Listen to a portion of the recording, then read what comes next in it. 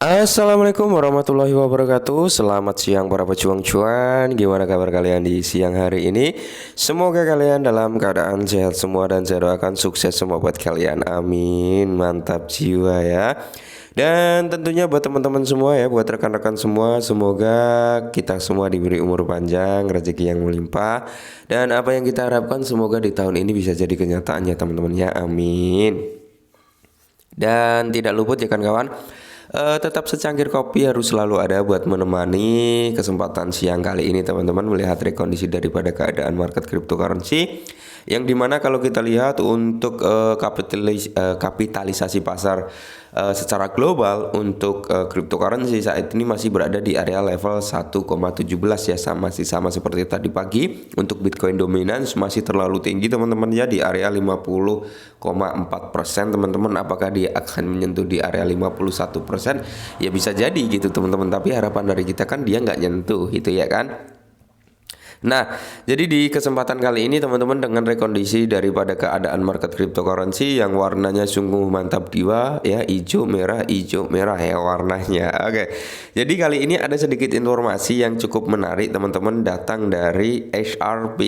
Oke, datang dari HRP, bisa kita ketahui lah ya bahwasanya HRP ini saat ini sentimen-sentimen positif mulai berdatangan. Cuman ya itu tadi teman-teman ya, gara-gara kasusnya dengan SEC ini seperti drama ya, yang banyak serinya gitu teman-teman. Maka dari itu inilah yang menghambat pergerakan daripada kenaikan XRP sebenarnya. Sebenarnya kalau XRP ini nggak ada masalah dengan SEC, saya kira harga XRP ini udah mungkin melambung sangat gila gitu teman-teman ya, udah tinggi. Karena seperti yang saya bilang sebelum-sebelumnya di video-video saya, target daripada XRP ini adalah sektor perbankan teman-teman ya, sektor perbankan ya. Seperti dulu waktu XRP ini belum mendapatkan gugatan dari SEC, itu sektor perbankan udah banyak ya, investor-investor besar yang berada di belakang XRP ini banyak gitu teman-teman. Apakah saat ini mereka menghilang? Enggak.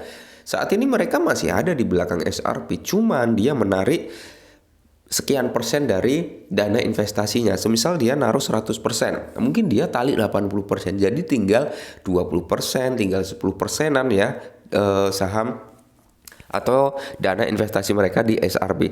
Cuman tidak menutup kemungkinan ketika XRP ini nanti bisa memenangkan pertempuran yang sangat membagongkan ini teman-teman, ya tidak menutup kemungkinan investor yang dulunya sempat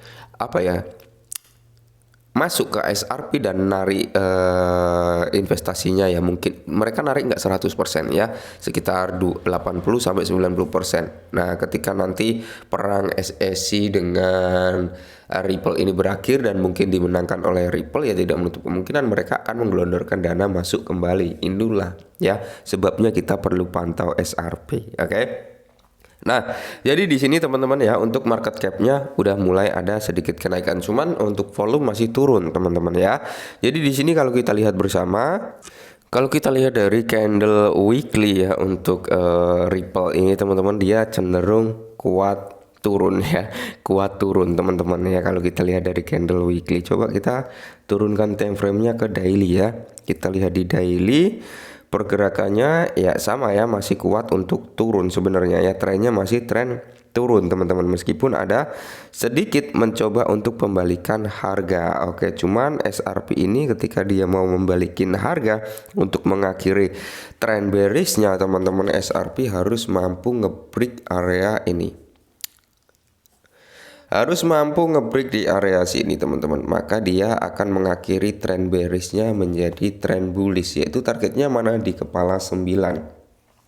Oke, di kepala 9. Nah, di situ ya, itu target untuk mengakhiri tren bearishnya menjadi tren bullish. Tapi ya apakah perjalanan menuju kepala 9 itu mulus? Enggak teman-teman, tetap ya dia naik turun lagi, naik turun lagi, dan dia sudah ngambil engagement di area rally base rally-nya ini teman-teman ya. Cuman di sini ada set upsell juga teman-teman, yang membuat harga kemungkinan akan koreksi dulu sampai di area ini ya, area yang saya marking ini teman-teman ya, mungkin sampai di area situ.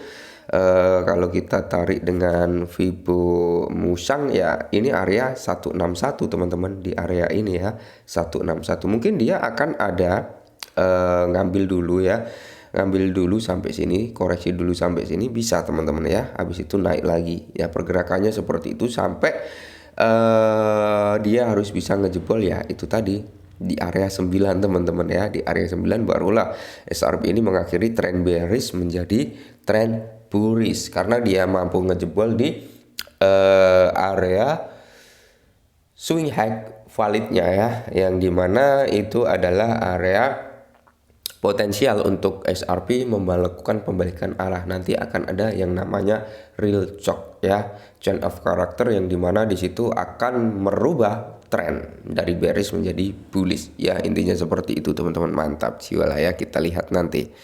Nah, kabar menariknya teman-teman untuk SRP sendiri, yang dimana 360 juta SRP dibeli oleh paus menjelang pergerakan harga besar. Oke ya, menurut para cukong ya teman-teman ya, SRP masih memiliki potensi. Kalau saya pribadi sih, saya nggak muluk-muluk ya harus punya ribuan SRP, harus punya ratusan SRP, nggak seperti itu konsepnya.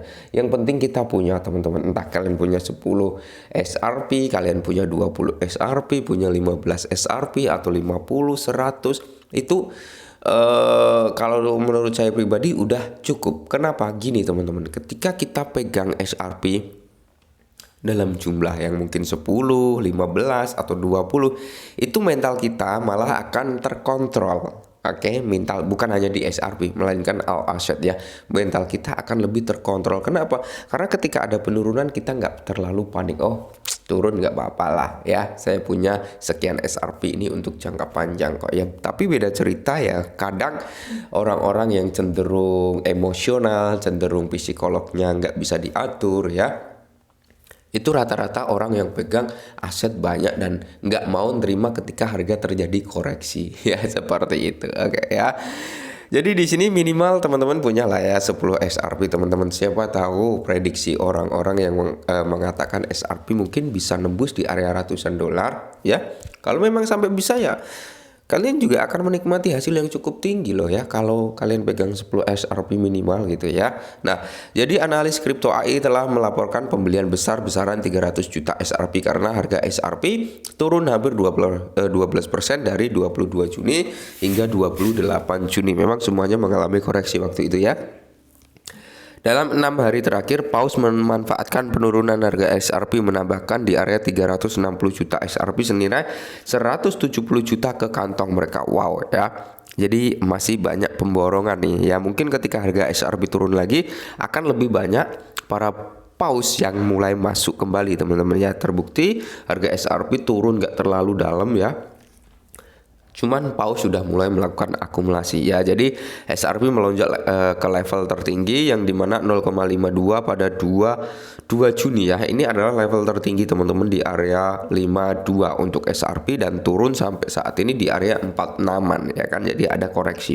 Nah, tidak harga ternyata menjadi jebakan untuk posisi beli karena harga SRP kemudian berbalik arah. Nah, setelah itu aksi ambil untung di SRP terus meningkat karena harga berubah lesu. Sementara itu penurunan diselingi oleh ledakan harga singkat SRP kemudian turun di bawah level 48 yang mewakili MA 50 pada tanggal 28 Juni. Saatnya tiba bagi pembeli SRP turun karena harga turun ke posisi terendah 46. Oke, saat ini 46 ya. Di area 46 banyak yang memanfaatkan SRP. Oke. Jadi gini ya teman-teman ya, banyak yang bertanya terhadap saya juga ya, Bang, kalau SRP itu gimana? Bagus nggak? Dramanya nggak kelar-kelar ya dari 2020 ya, gak bahaya tah kayak gini gitu ya.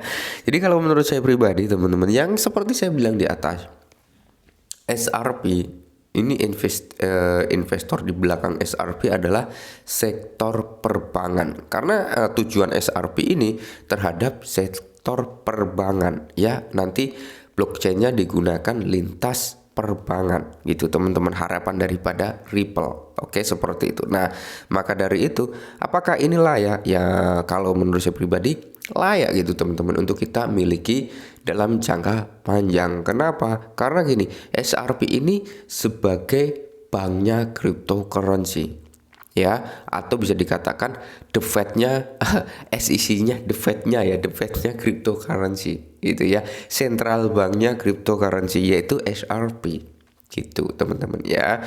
Jadi kalau untuk jangka panjang saran dari saya ini masih sangat-sangat bagus teman-teman ya, tapi ingat jangan ambisius gitu teman-teman. Apakah harganya bisa naik dalam kurun waktu dekat?